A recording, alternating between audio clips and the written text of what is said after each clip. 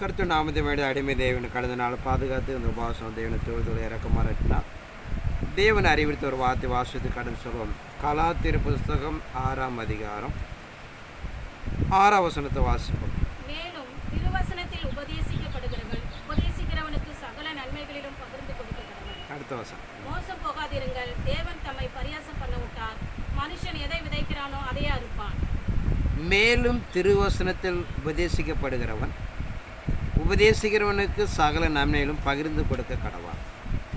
மோசம் போகாதிருங்கள், தேவன் தம்மை பரியாசம் பண்ண விட்டார்.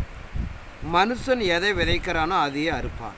ஆனால் இறை சமூகம் நம்ம கலாத்திர சபைக்கு எழுதுகிற பிரகாரம் தேவ சமூகத்துக்குள்ளாக ஒரு மனிதன் எதை விதைக்கிறானோ அதையே அறுப்பான்.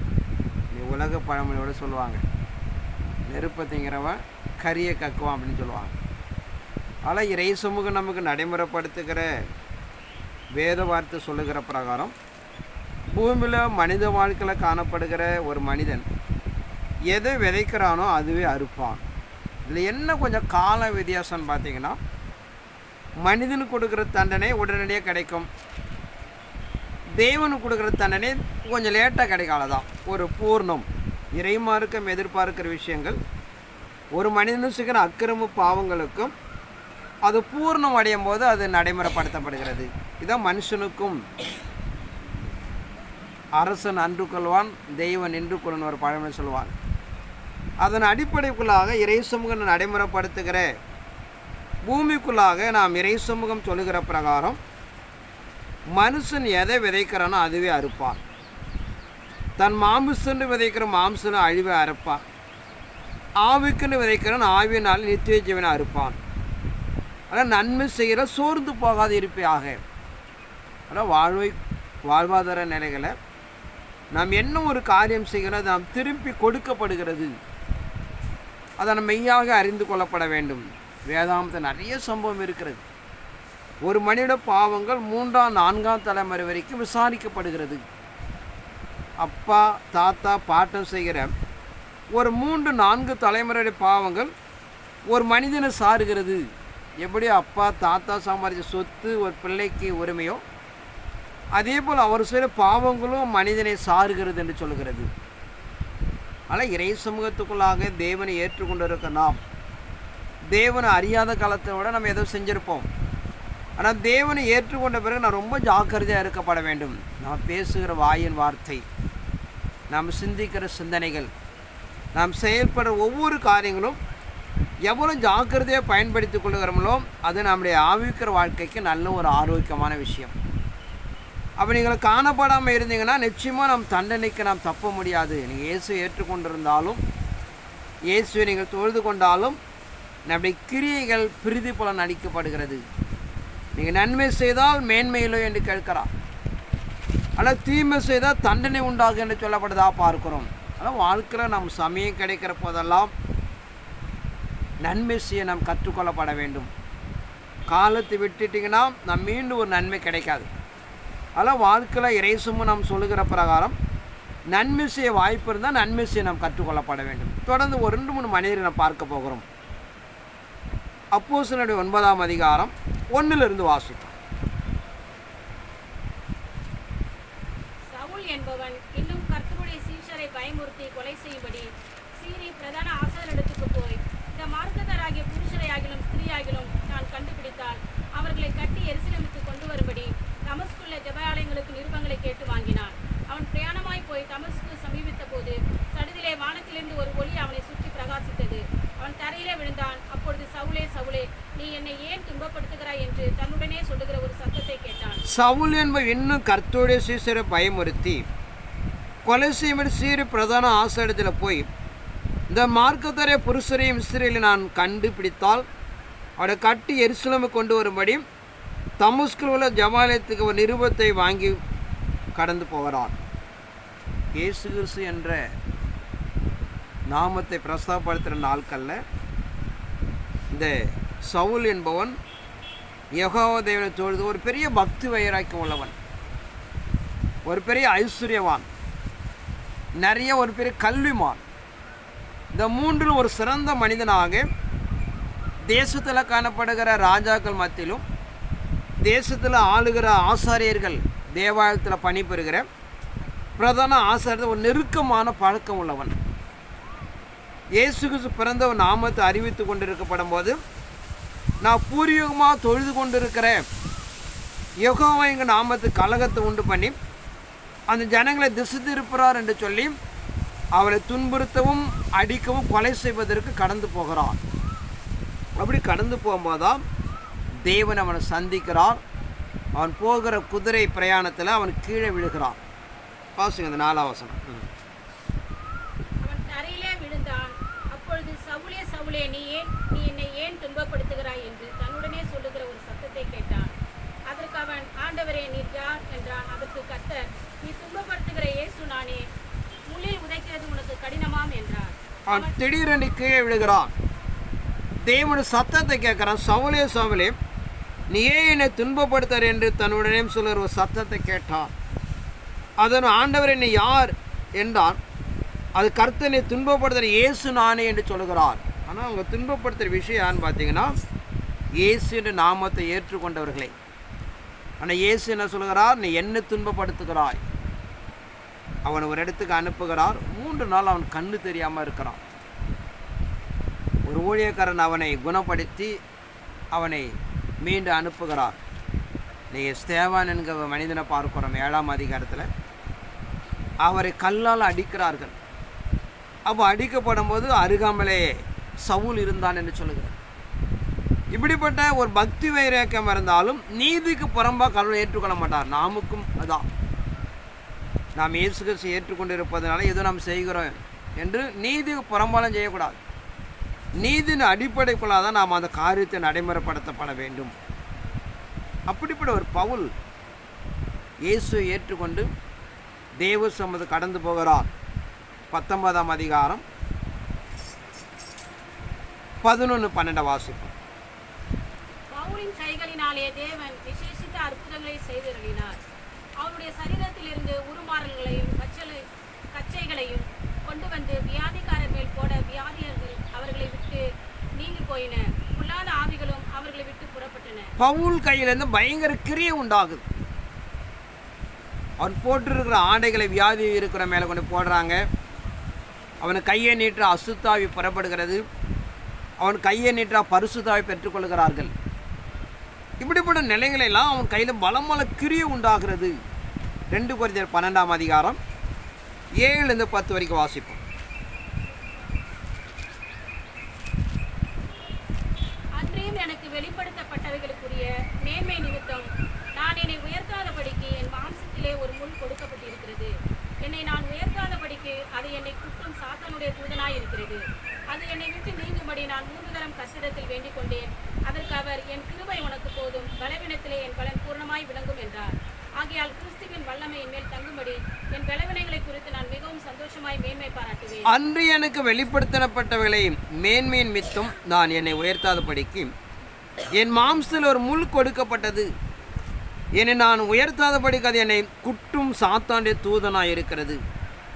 அது என்னை விட நீங்க முடியாக்க நான் 3 முறை கருத்தெடுத்து விண்ணப்பித்தேன். என் கிருபை உனக்கு போதுன்னு சொல்லிட்டான்.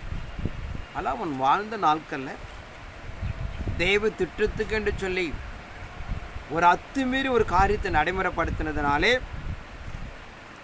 அவன் அந்த கண் விழுந்து கண்ணு தெரியாது மீண்டும் சுகமடைகிறான். அவன் கண்களிலிருந்து சீழ் வழிஞ்சிக்கிட்டே இருந்தது 2 கண்ணொலி. அவன் மரணம் அடைகிற வரைக்கும் அதை தான் அவன் விண்ணப்பிக்கிறான். என் கைகளில் பலத்தை கிரியை உண்டாகுது ஆண்டவரே, அற்புதம் நடைமுறைப்படுத்துகிற ஆண்டவரே, எனக்கு உதவி செய்யும் என்று சொல்லி என் கிருபை அவனுக்கு போது என்று அவனை அனுப்பி விடுகிறார். ஆனால் இறை சமூகத்துக்குள்ளாக நம்முடைய தேவன் நீதி உள்ளவர். ஆனால் அறியாமல் காலத்தில் அக்கிரம பாவங்கள் எவ்வளவு செய்திருந்தாலும் அறிந்து போன பிறகு ரொம்ப ஜாக்கிரதையாக இருக்கப்பட வேண்டும். மத்திய சுவிசேஷத்தில் பல சம்பவத்தை 5ஆம் அதிகாரத்தில் அறிவிக்கிறார். எவ்வளோ ஜாக்கிரதையாக தன் வசனங்களை வார்த்தைகளை கையாளப்பட வேண்டும். ஒருத்தனை மூடன் என்று சொன்னால் அவனுக்கு தண்டனை உண்டு. அவன் எதற்கு உதவாத என்று சொன்னால் அவனுக்கு தண்டனை உண்டு என்று சொல்லுகிறான். ஆனால் தெய்வ சமூகத்துக்குள்ளாக நாம் யதார்த்தமாக பேசுகிற நிலை என்பது வேறு, சில தமாசுகாவோட பேசுவோம், அது வேற. ஒரு மனிதனை மனம் சஞ்சலப்பட, ஒரு மனிதனை குற்றப்படுத்த, ஒரு மனிதனை வேதனைப்படுத்துகிற அளவு செய்யக்கூடாது. அது கண்டிப்பாக பிரிதி பலன் உண்டு. ஆனால் இறைமாருக்கு நாம் நடைமுறைப்படுத்துகிற பிரகாரம் நாம் தேவனை நீதியை செய்கிற என்று சொல்லி போய் கொலை செஞ்சிடக்கூடாது, கொள்ளையடிக்கக்கூடாது, பொய் சொல்லக்கூடாது. எல்லாத்தையும் நீதியின் அடிப்படைக்குள்ள தான் தெய்வ திட்டத்தை நிறைவேற்றி கொடுக்கப்பட வேண்டும் என்று இறைமார்க்கம் சொல்கிறது. மல்கியா 1ஆம் அதிகாரம் 2-3 வாசி. நான் உங்களை சிநேகித்தேன் என்று கர்த்தர் சொல்லுகிறார், அதற்கு நீங்கள் எங்களை எப்படி சிநேகித்தீர் என்கிறீர்கள். கர்த்தர் சொல்லுகிறார், ஏசா யாக்கோபுக்கு சகோதரன் அல்லவோ? ஆகிலும் யாக்கோபை நான் சிநேகித்தேன், ஏசாவையோ நான் வெறுத்தேன். அவனுடைய மலைகளை பாழும், அவனுடைய சுதந்திரத்தை வனாந்தரத்துள்ள வலுசற்பங்களின் தாவமாக்கினேன். நான் உங்களை சிநேகித்தேன் என்று கர்த்தர் சொல்லுகிறார், அதை நீங்கள் என்னை எப்படி சிநேகிக்க என்கிறீர்கள். கர்த்தர் சொல்லுகிறார், ஏசா யாக்கோபு சகோதரன், ஆகிலும் யாக்கோபை நான் சிநேகித்தேன், ஏசாவை நான் வெறுத்தேன். அவனுடைய மலைகளை பாழும், அவனுடைய சுதந்திரத்தை வனாந்தரத்துமுள்ள சர்ப்பங்களை தாருமாக மாற்றினேன். ஆனால் இறை சமூகத்துக்குள்ளாக ஆதியாமத்தில் பார்க்கிறோம், 25ஆம் அதிகாரம் 25 வாசி.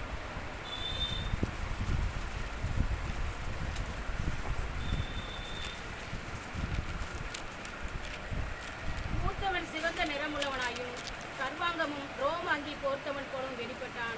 அவனுக்கு ஏசா என்று பெயரிட்டார்கள். பின்பு அவன் சகோதரன் தன் கையினாலே ஏசாவின் குதிங்காலை பிடித்துக் கொண்டு வெளிப்பட்டான். அவனுக்கு யாக்கோபு என்று பெயரிட்டார்கள். இவர்களை அவள் பெற்றபோது ஈசாக்கு 60 வயதாயிருந்தான். இந்த பிள்ளைகள் பெரியவர்களான போது ஏசா வேட்டையில் வல்லவனும் வனசஞ்சாரியுமாய் இருந்தான். யாக்கோபு குணசாலியும் கூடாரவாசியுமாய் இருந்தான். ஏசா வேட்டையாடி கொண்டு வருகிறது ஈசாக்குடைய வாய்க்கு ருசிகரமாய் இருந்ததினால் ஏசாவின் மேல் பச்சமாய் இருந்தான். ரெபெக்காளோ யாக்கோபின் மேல் பச்சமாய் இருந்தாள். ஒரு நாள் ஏசா வெளியிலிருந்து களைத்து வந்தபோது யாக்கோபு கூழ் சமைத்துக் கொண்டிருந்தான். அப்பொழுது ஏசா யாக்கோபை நோக்கி, அந்த சிவப்பான குழியிலே நான் சாப்பிட கொஞ்சம் தா, இளைத்திருக்கிறேன் என்றான். இதனாலே அவனுக்கு ஏதோம் என்கிற பேர் உண்டாயிற்று. அப்பொழுது யாக்கோபு, உன் சேஷ்ட புத்திர பாகத்தை இன்று எனக்கு விற்று போடு என்றான். அதற்கு ஏசா, இதோ நான் சாக போகிறேன், இந்த சேஷ்ட புத்திர பாகம் எனக்கு என்னத்திற்கு என்றான். அப்பொழுது யாக்கோபு, இன்று எனக்கு ஆணையிட்டு கொடு என்றான். அவன் யாக்கோபுக்கு ஆணையிட்டு தன் சேஷ்ட புத்திர பாகத்தை அவனுக்கு விற்று போட்டான். ஈசாக்கு 2 பிள்ளைகள் இரட்டை குழந்தைய பிறக்கிறார்கள். அப்படி காணப்படும் போது மூத்தவன் சிவந்த நிறமுள்ளவனாய் சர்வாங்க ரோம அங்கி போர்த்தவனாய் வெளிப்பட்டான். அவனை ஏசா என்று பெயரிட்டார்கள். அவன் சகோதரன் கைகளில் ஏசாவின் குதிகாலை பிடித்து கொண்டு வெளிப்பட்டான். பிறந்து வளர்ந்து வருகிறார். ஒரே தாய் ஒரே தாப்பு, 2 பிள்ளைகள். ஏசா வேட்டையாடி வருகிறான். ரொம்ப களைச்சு போகிறான். ஏன்னா வேட்டையாடி தொழில் ரொம்ப கடினமான தொழில். அப்படி கடந்து வரும்போது அவன் சொல்லுகிறான், ரொம்ப நான் இழைத்து போயிருக்கிறேன். அங்கே யாக்கோபு கூழ் சமைத்து கொண்டு இருக்கிறான். உன்னுடைய கூழில் கொஞ்சம் குடி என்று கேட்கிறான். அதற்கு அவன் சொல்லுகிறான், நான் கூழ் தருகிறேன், ஆனால் உன்னுடைய சேஷபத்திரமாக மூத்த பிள்ளைக்கு ஒரு பங்கு ஒதுக்குவாங்க, அது என்னிட்ட கொடி என்று கேட்கிறான். நான் தருகிறேன், நான் தான் சாக போகிறேனே, இது எனக்கு எதற்கு என்று நீ எடுத்துக்கொள் என்று சொல்லப்படுதா பார்க்கிறோம். 27ஆம் அதிகாரம் 1 வாசி. ஈசாக்கு முதிர் வயதானதினால் அவன் கண்கள் இருளடைந்து பார்வையற்று போன போது அவன் தன் மூத்த குமாரனாகிய ஏசாவை அழைத்து, என் மகனே என்றான். அவன் இதோ இருக்கிறேன் என்றான். அப்பொழுது அவன், நான் முதிர் வயதானேன், என் மரணம் இன்ன நாளில் என்று அறியேன். ஆகையால் நீ உன் ஆயுதங்களாகிய உன் அம்பார துணியையும் உன் வில்லையும் எடுத்துக்கொண்டு வனத்துக்கு போய் எனக்காக வேட்டையாடி அதை எனக்கு பிரியமாய் இருக்க ருசியுள்ள பதார்த்தங்களாக சமைத்து நான் புசிக்கவும் நான் மரணமடையும் முன்னே என் ஆத்துமா உன்னை ஆசீர்வதிக்கவும் என்னிடத்தில் கொண்டு வா என்றான். ஈசாக்கு தன் குமாரனாகிய ஏசாவோடு பேசுகையில் ரெபெக்காள் கேட்டுக்கொண்டிருந்தாள். ஏசா வேட்டையாடி கொண்டு வரும்படி வனத்துக்கு போனான். ஈசாக்கு முதிர் வயதானான். தன் மூத்த மகனை கூப்பிட்டு சொல்லுகிறான், நாம் சாக போகிறேன், தேவன் எனக்கு கொடுத்திருக்கிற ஆசீர்வாதத்தை அவனுக்கு கொடுக்கிறேன், நீ போய் வேட்டையாடி ஒரு மிருகத்தை அடித்து சமைச்சு எடுத்துட்டு வா, நான் சாப்பிட்டுட்டு உன்னை ஆசீர்வதிக்க போறேன்னு சொல்லி அவன் தாய் பார்த்து கொண்டே இருக்கிறாள். உடனே தண்டிய இளைய மகனை கூப்பிட்டு, வேதத்தில் சில நிறைய சான்றுகள் இருக்கும், எல்லாம் வாழ்க்கை இன்ன வரைக்கும் இருக்கும் அந்த விஷயம். தாய் எப்பவுமே இளைய மகன் மேலே தான் பாசமாக இருப்பாங்க, தாப்பன் மூத்த மகன் மேலே பாசமாக இருப்பாங்க. இதெல்லாம் ஆதியிலேருந்து வர வேதத்துடைய வரலாறு. மூத்த மகன் கொஞ்சம் குடும்பத்தில் கஷ்டப்படுவார், இளைய மகன் ரொம்ப லெகுவாக இருந்து ஏமாற்றி போயிடுவார். இதெல்லாம் பைபிளில் சில வரலாறு அப்பிலேருந்து இருக்கிற விஷயங்கள். அது இன்றைக்கும் ஒவ்வொரு மனிதனுக்குள்ளாக நடைமுறைப்படுத்தப்படுகிறது. அதன் அடிப்படைக்குள்ளாக நீங்கள் பார்த்தீங்கன்னா, அவன் இளைய மகனை கூப்பிட்டு தாயை சொல்லுகிறான், நீ போய் மந்தியில் ஒரு ஆட்டை பிடிச்சிட்டு வா, நான் சமைச்சு தாரேன், உங்கள் அப்பாக்கிட்ட கொண்டு கொடுத்துட்டு என்ன பண்ணேன், ஆசீர்வாதத்தை வாங்கிடு. உண்மையாக நல்லவன் தான், அவன் வேண்டாங்கிறான். அப்பா என்னை பார்த்துட்டேன்னா என்னை சபிச்சிருவார் சொல்லுகிறான். அதற்கு அப்பா ஒன்று சபிச்சா என்ன சபிச்சு தான் இருக்கட்டும், நீ போய் இப்படியாக ஒரு மந்தியில் ஒரு ஆட்டை பிடிச்சிடுவா என்று சொல்லும்போது பிடிச்சு கொண்டு வந்து அடித்து எடுத்து கொண்டு போகிறான். இந்த விஷயங்கள் உள்ளே தெரியும். பார்க்கும்போது அவன் ஒன்று ஒன்றா கண்டுபிடிச்சான். முதிர் வயதாக இருந்தாலும் தேவனுடைய அனுகிரகம் இருப்பதனால ரொம்ப வயதாகிடுச்சு. அவன் கேட்குறான், என்ன உன்னுடைய வாசனையெல்லாம் மாறு, உன் உடம்புல இருக்கிற வாசனை, உன்னோட வார்த்தை மாதிரியாக இருக்குது, உன்னுடைய உடம்புல இருக்கிற ரோமம் மாத்திரம் ஏசா போல் இருக்கிறது, உன் வார்த்தை யாக்கோபு போல் இருக்குது. உண்மையானி கேட்குறான். இவ்வளோ சீக்கிரம் அவன் எப்படி இந்த ஆடு கடிச்சதெல்லாம் கேட்குறான். தேவன் எனக்கு வாய்க்க செய்தார் என்று சொல்லி அவன் சொல்லி சாப்பாட்டை சாப்பிட்டுட்டு யாக்கோபை ஆசீர்வதித்து விட்டான். மூத்தமான சரசன வருகிறான். ஒரு வனத்தில் ஒரு மிருகத்தை வேட்டி சமைச்சு எடுத்துகிட்டு வரான். அவன் கேட்குறான், இதோ அப்பா நான் வந்திருக்கிறேன், இந்த மாம்சத்தை புசித்து என்ன பண்ண என்னை ஆசீர்வதின்னு சொல்லிட்டு. இதுக்கு முன்னாடி வந்தது யார் என்று கேட்குறான். அப்போ ஏசா புரிஞ்சுக்கிட்டா தம்பி என்ன பண்ணிட்டான், வந்து ஆசீர்வாதத்தை வாங்கிட்டு போயிட்டான். தன் அண்ணன் கொன்று விடுவான் என்று சொல்லி தன் தாய் தன் மாமன் வீட்டுக்கு அனுப்பி விட்டுறான், ஓடிப்போ அப்படின்னு சொல்லிட்டு. தொடர்ந்து வாசிப்போம். ஆதியாகமம் 29ஆம் அதிகாரம் 16 வாசிப்போம். லாபானுக்கு 2 குமாரத்திகள் இருந்தார்கள். மூத்தவள் பேர் லேயாள், இளையவள் பேர் ராகேல். லேயாளுடைய கண்கள் கூச்ச பார்வையாய் இருந்தது, ராகேலோ ரூபவதியும் பார்வைக்கு அழகானவுமாய் இருந்தாள். யாக்கோபு ராகேல் பேரில் பிரியப்பட்டு, உம்முடைய இளைய குமாரத்தியாகிய ராகேலுக்காக உம்மிடத்தில் 7 வருஷம் வேலை செய்கிறேன் என்றான். அதற்கு லாபான், நான் அவளை அந்நிய புருஷனுக்கு கொடுக்கிறதை பார்க்கலாம், அவளை உனக்கு கொடுக்கிறது உத்தமம், என்னிடத்தில் தரித்திரு என்றான். மாமன் வீட்டுக்கு போயிட்டான். 2 குமாரத்திகள் இருக்கிறார்கள். இளைய குமாரத்தி நல்லா அழகாக இருக்கிறாள். அவன் சொல்கிற, அப்படியா உன்னுடைய இளைய குமாரத்தி எனக்கு கொடு, நான் உனக்கு 7 ஆண்டு ஆடு மேய்க்கிறேன் அப்படின்னு சொல்லிட்டு. அவனு யோசிக்கிறான், வேறு ஒரு மனிதன்ட்டு கொடுப்பதை விட ஒரு முறை நீனே கல்யாணம் பண்ணிக்க அப்படின்னு சொல்லிட்டு 7 ஆண்டுகள் திருமணத்துக்கு ஆடு மேய்க்கிறான். ஆனால் என்ன பண்ணுறான்னு பார்த்தீங்கன்னா, சடங்காசர ஒரு வித்தியாசம். இப்போ நம்மளை போலாம் பண்ண கிடையாது. திருமண நிகழ்ச்சிக்கு ஒரு பெண் யாருன்னெல்லாம் அங்கே பார்க்கக்கூடாது, திருமணம் முடிஞ்ச பிறகு தான் பார்ப்பாங்க. இப்போ என்ன பண்ணிடுறான்னு பார்த்தீங்கன்னா, அவன் இளைய சகோதரி கொடுப்பதுக்கு மூத்த சகோதரியை கொடுத்துட்றான். வெடிஞ்சு பார்த்தா இது போல் மூத்த சகோதரி கொண்டு கேட்குறாப்ப சொல்கிறான், நம்ம எங்கள் தேசத்தில் இப்படி ஒரு வழக்கம் கிடையாது, மூத்தில் வச்சுட்டு இளையவள் என்ன பண்ணக்கூடாது, தரக்கூடாது என்று சொல்லி ஒன்றும் கெட்டு போகல, இன்னும் ஒரு 7 வருஷம் என்ன பண்ண ஆடு மேயி இளைய மலை உனக்கு கொடுத்துட்றேன் என்று அவன் அங்கே ஏமாற்றப்படுகிறான்.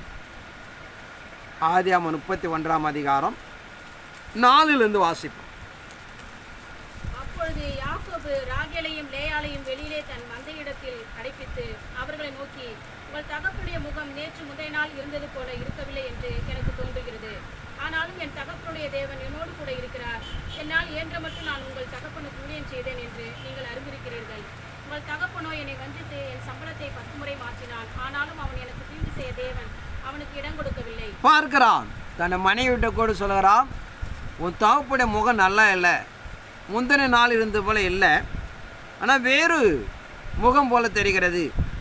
உன் தகப்பன் என்னை வஞ்சித்து என் சம்பளத்தை எத்தனை முறை மாற்றினான், 10 முறை மாற்றினான். 41ஆம் வசனத்தோட வாசி. இந்த 20 வருஷ காலம் உம்முடைய வீட்டிலே இருந்தேன். 14 வருஷம் உம்முடைய 2 குமாரத்திகளுக்காகவும் 6 வருஷம் உம்முடைய மந்தைக்காகவும் உம்மிடத்தில் சேவித்தேன். 10 முறை என் சம்பளத்தை மாற்றினேன். இந்த 20 வருஷ காலம் உம்முடைய வீட்டில் இருந்தேன். 14 வருஷம் உம்முடைய 2 குமாரத்திகளுக்கு, 6 வருஷம் உம்முடைய மந்தைக்காக உம்முடைய சேவித்தேன், 10 முறை என் சம்பளத்தை மாற்றினான். ஒரு சாதாரண உலக நிலைகளுக்கு ஆசைப்பட்டு தாயின் வார்த்தையை கீழ்ப்படிய சின்ன பிள்ளை தானே அவன். நடந்ததுனாலே அவன் தன் சொந்த தேசத்தை இழக்கிறான். 20 ஆண்டுகள் வனாந்தரத்தில் சஞ்சரிக்கிறான். அவன் கொடுக்கப்பட்ட வாழ்க்கை நல்ல ஒரு கூடார வாழ்க்கை. தாய் தகப்பனு கூட இருந்தால் அவன் சேவிக்கிற ஒரு மனிதன். இப்படி தன்னுடைய தகப்பனு கொடுக்கப்பட்ட ஆசீர்வாதத்தை பெற்றுக்கொள்வதற்காக அவன் முன் வந்ததினாலே வனாந்தரத்தில் 20 ஆண்டுகள் வாழ்கிறான் என்று பார்க்கிறோம். ஆனால் இறை சன்னிதானத்துக்குள்ளாக ஒரு கடினமான பாதை, மிருகங்கள், பல சூழ தன் ஜீவனை பாதுகாத்து கொள்ள அவன் காத்து கொண்டான் என்று பார்க்கிறோம். ஆனால் இறை சமூகம் நமக்கு நடைமுறைப்படுத்துகிற பிரகாரம் வாழ்க்கை நாம் எல்லா நிலையும் உயிர்த்து ஆராய்ந்து கொள்ளப்படணும். நான் எங்கள் ஊரில் தான் சொல்லுவோம், பல முறை சொல்லிடுறேன் பிரசங்கத்தில். எங்கள் ஊரில் யாரெல்லாம் அராஜகமான எல்லாம் இன்றைக்கி அப்படியே மாறிடுது. எங்கள் ஊர் விசுவாசம் சொல்லுவோம், நம்ம ஊரில் இருக்கிற ஊரை அப்படி இருந்தாச்சுன்னா வாழ்க்கையில் எப்படி பயமாக இருக்கணும் அப்படின்னு சொல்லிட்டு. ஐஸ்வர்யவான் இருந்தாலும் ஏழையாக போயிட்டாங்க, ஏழையாக இருந்தாலும் ஐஸ்வர்யவானாக மாறிட்டாங்க, அராஜகமெல்லாம் செத்து போயிட்டாங்க கொஞ்சம் பேர். ஆனால் இதுவே நம்மளோட வாழ்க்கையுடைய கண் முன்பாக தன் வாழ்க்கை நெறித்து கொள்ளப்பட வேண்டும். ஏதோ நம்ம பல சம்பவத்தை வேதத்தில் வாசித்து பல கேள்விப்பட்டால் கூட நம்மளோட வாழ்க்கையில் கண்ணுக்கு முன்னால் சில நிகழ்வு பார்க்குறோம். ஒரு 20 ஆண்டு 30 ஆண்டுக்குள்ளாக மனித வாழ்க்கை நீங்கள் பார்த்தீங்கன்னா அப்படியே மாறிடுது. ஏதோ பல தலைமுறை கிடையாது, ஒரு தலைமுறைக்குள்ளாக வாழ்க்கை மாறிவிடுகிறது. அதனால் இயேசுவை அறிந்திருக்க நாமெல்லாம் நிதானித்து கொள்ளப்பட வேண்டும். தீமை செய்வதில், தப்பு பண்ணுவதில் இறைவனுக்கு நாம் எவ்வளோ பயந்து கடந்து போகிறோமோ அது இருக்கிற மேன்மை நாம் தேவன் நிச்சயமாக கொடுப்பார். கொஞ்சம் காலங்கள் அவ்வளோதான். ஆனால் தேவன் நிச்சயமாகவே அதை நாம் கொடுக்க காத்திருக்கிறார். ஆனால் இறை சமூகத்துக்குள்ளாக நம்ம ஊரில் வாழ்கிற மனிதனை வாழ்க்கை கொஞ்சம் யோசித்து பார்த்தா நம்ம எப்படி வாழ நாமளே புரிஞ்சு கொள்ளலாம். போய் எங்கே ஒரு பெரிய அனுபவம்லாம் கற்றுக்க வர வேண்டிய அவசியம் கிடையாது. உங்களுக்கு கண்ணுக்கு முன்பாக ஏழையாக இருந்தாலும் நீ பணக்காரனாக இருப்பான். உனக்கு கண்ணுக்கு முன்னாடி அராஜகமெல்லாம் இல்லாமல் போயிடுவான். அதனால் நம்மளுடைய வாழ்க்கையில் அனுபவத்தில் படித்துக்கொள்வது பார்த்தீங்கன்னா எங்கேயோ பெரிய கற்றுக்கொள்ள வேண்டிய அவசியம் கிடையாது. நாமளே நம்ம வாழ்க்கையில் தான் வாழுகிற பகுதியில் நாம் நிதானித்தோம்னா நாமே நாம் சுதாரித்து கொள்ளலாம். ஆனால் இறை சமூகம், இறை சன்னிதான் நடைமுறைப்படுத்துகிற பிரகாரம் வாழ்க்கை நாம் சுதாரித்து கொள்ளப்பட வேண்டும். ஒரு காலத்தின் இறுதியில் நின்று கொண்டிருக்கிறோம். அதில் நாம் என்ன செய்கிறோம்ளோ இது இங்கே நம்ம பார்க்குற எல்லாமே கடவுள பிள்ளைங்க தான், வேறு அந்நியன் அல்ல. இவங்கெல்லாம் கடவுளை தொழுது கொண்டவர்கள், கடவுள் நீதி உள்ளவர் என்பதை நாம் அறிந்து கொள்ளப்பட வேண்டும். நாம் இயேசு ஏற்றுக்கொண்டு இருப்பதனாலே ஏதோ போய் ஆராதனை பண்ணுவதனாலே கடவுள் நமக்கு மாற்றி கொடுத்துறாலும் செய்ய முடியும். அவர் நீதி உள்ள தேவன்.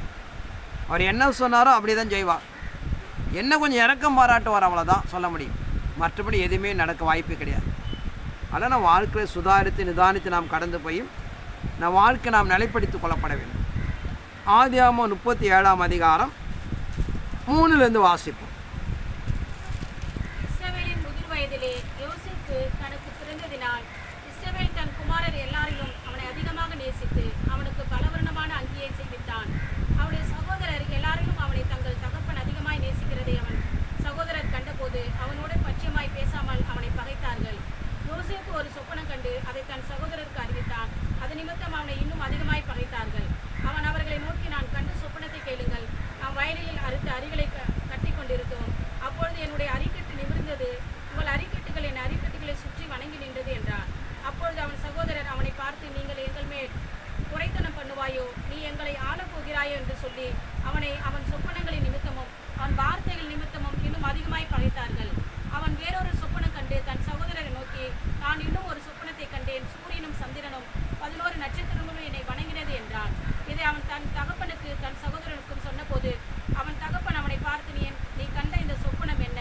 நானும் உன் தாயாரும் உன் சகோதரரும் தரை மட்டும் குனிந்து உன்னை வணங்கி வருவோமோ என்று அவனை கடிந்து கொண்டான். அவன் சகோதரர் அவன் மேல் பொறாமை கொண்டார்கள். அவன் தகப்பனோ அவன் சொன்னதை மனதிலே வைத்து கொண்டான். இங்கே பார்க்கிறோம், யோசேப்பு என்கிற ஒரு பிள்ளை ஏண்டான பார்க்கிறோம். 2 சொப்பனம் பார்க்கிறான். அந்த 2 சொப்பனத்து நிமித்தமாக தன் தகப்பன தாயும் தன் சகோதரன் பகைக்கிறார்கள். அந்த குடும்பத்தில் 12 பிள்ளைகளை அவன் 11ஆம் பிள்ளைகளை பிறக்கிறான். அது கடைசி பிள்ளையாக இருக்கிறான். மூத்த பிள்ளைனா விட பரவாயில்ல. அதனால் அவர்கள் நான் உங்கள் அப்பா அம்மாலாம் உன்னை வணங்குவோமலை என்று சொல்லி அவனை அதிகமாக பகைக்க ஆரம்பிக்கிறார்கள். தொடர்ந்து அதே அதிகாரத்தில் 14 வாசிப்போம்.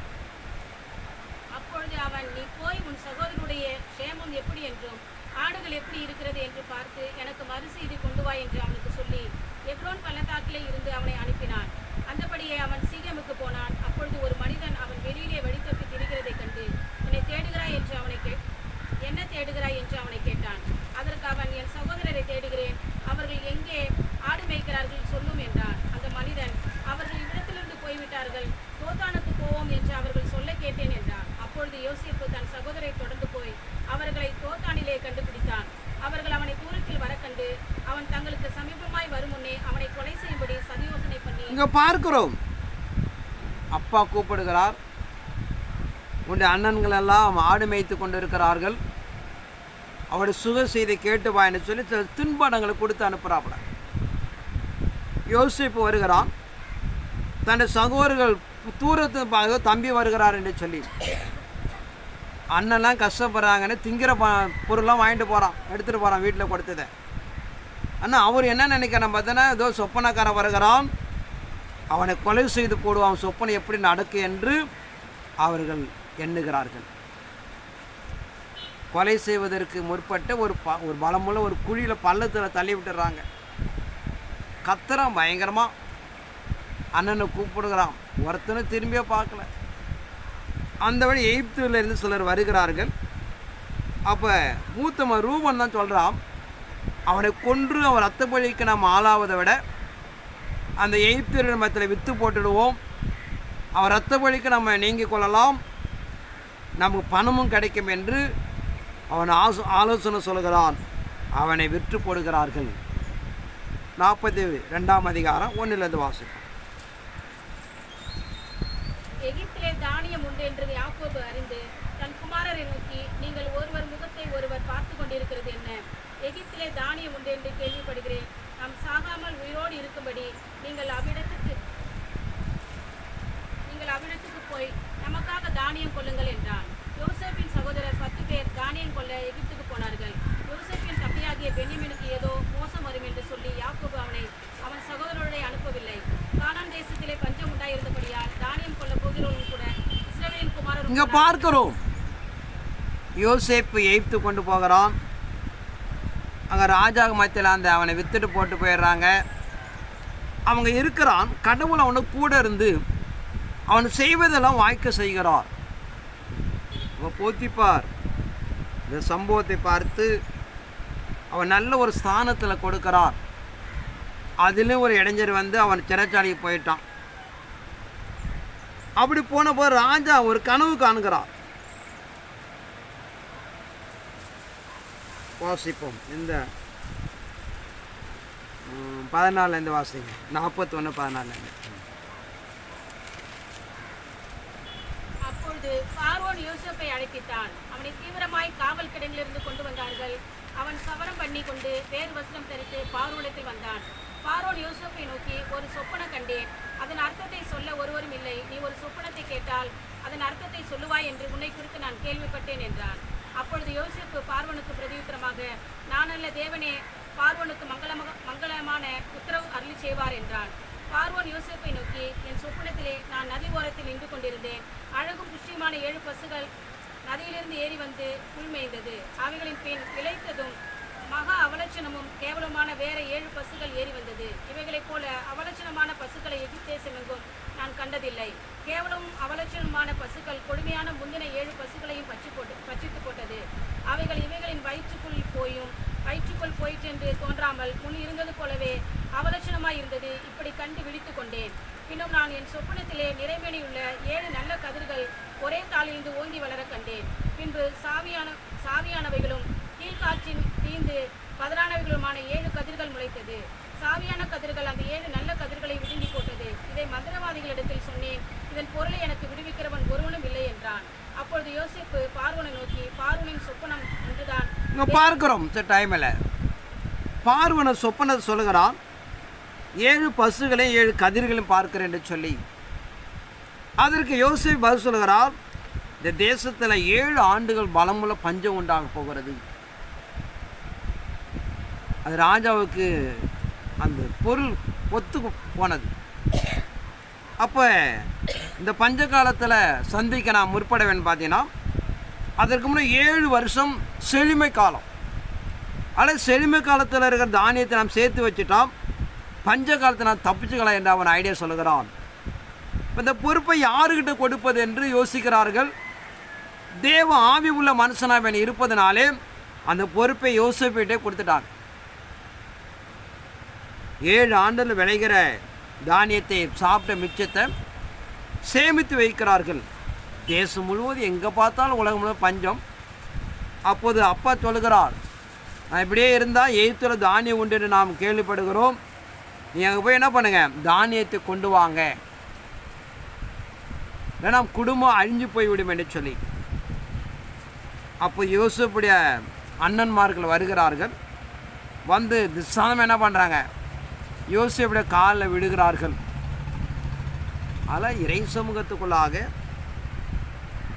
எந்த ஒரு மனிதனை கொலை செய்யப்பட வேண்டும் என்று எண்ணினார்களோ அவன் காலில் விழுகிறார்கள். அதில் இறை சமூகத்துக்கு இப்படி நிறைய வேகத்தில் எடுத்துக்கொண்டே போகலாம்.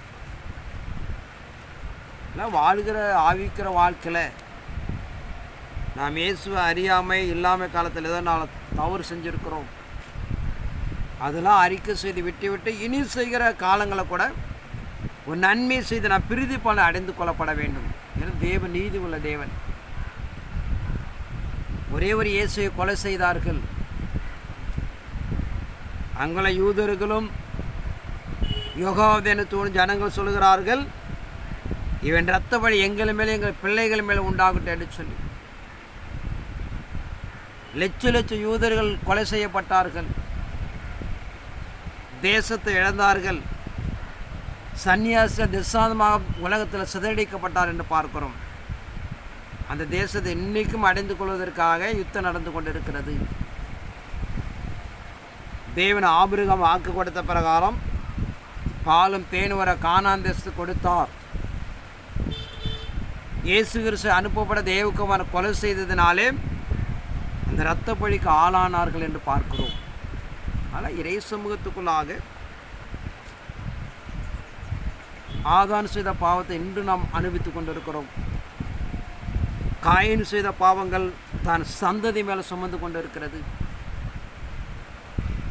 அதுதான் அண்ணன் தம்பி மேலே வருகிற சாபம். இஸ்ரேல் ஜனங்க செய்த பாவம் ஒட்டுமொத்தமாக தேசத்தில் இன்னொன்று வரைக்கும் ஆண்டு கொண்டு இருக்கிறோம். அதெல்லாம் ஆதான் முதற்கொண்டு அவன் சகோதரர்கள் முதற்கொண்டு பிள்ளைகள் முதற்கொண்டு அவன் சந்ததி முதற்கொண்டு செய்த அக்கிரம பாவத்துக்கும் எரேமியாவுக்கு சொல்லுகிறார், உன் ஜனங்களை 70 ஆண்டுகள் தண்டிக்கப்படுவார்கள். தானியேல் போய் கேட்கிறான், ஆண்டவரே தேவாலயம் இடிக்கப்பட்டது, ஜனங்களை சிதறி போனார்கள், எதுவரைக்கும் கோபத்தை மாற்றிக்கொள்ளாமல் இருக்கிறேன் என்று சொல்லி 490 ஆண்டுகளாக மாறினது என்று சொல்லுகிறார். ஆனால் இறை சன்னிதானத்துக்குள்ளாக தேவனை ஏற்றுக்கொண்டு நடைமுறைப்படுத்திக் கொண்டு நாம் தேவனை கோபாக்க நாம் தீர்ந்து சமாதான பலியில் செலுத்துவதற்கும் சாத்தானுக்கு தண்டனை கொடுப்பதற்கும் தேவன் நம்ம என்ன தீர்மானித்திருக்க என்பது முக்கியம். ஆனால் நான் வாழ்கிற அந்த ஆவிக்கிற வாழ்க்கை, இந்த வார்த்தையில் சிந்தையில் செயல்களெல்லாம் எவ்வளோ ஜாக்கிரதையாக கையாளுகிறோம் நல்லது. ஒரு முறை கடவுள் சொன்னது, ஒரு மனிதன் செய்கிற நன்மைகளை என் இருதயத்தில் மறைத்து வைத்திருக்கிறேன், அதை ஏற்ற காலத்தை நாம் திரும்பி செய்வேன் என்று சொல்லி. ஆனால் நீங்கள் செய்கிற ஒவ்வொரு நன்மைகளும் திரும்பி செய்கிற தேவனாக இருக்கிறார். அதனால் சரிக்கு சரி நீதிக்கு நீதியும் செய்கிற தேவன் என்பதனாலே காலங்கள் எவ்வளோ கடந்து போனாலும் இருக்கிற காலமாவது சமயம் கிடைத்த போதெல்லாம் நான் நன்மை செய்து மறுமை வாழ்க்கைக்கு நீங்கள் சுதந்திரத்துக் கொள்ளும்படியாக உன் ஆவிக்கிற வாழ்க்கை புரோஜனப்படுத்திக் கொள்ளும்படியாக பரிசுத்தத்தில் நீதியிலும் ஜெபத்திலும் உண்மையிலும் தான தர்மத்திலையும் உங்களை காத்துக்கொள்ளும்படியாக தேவன் நாமது கேட்டு கருத்து இந்த வார்த்தை ஆசீர்வதிப்பாராக. ஆம்.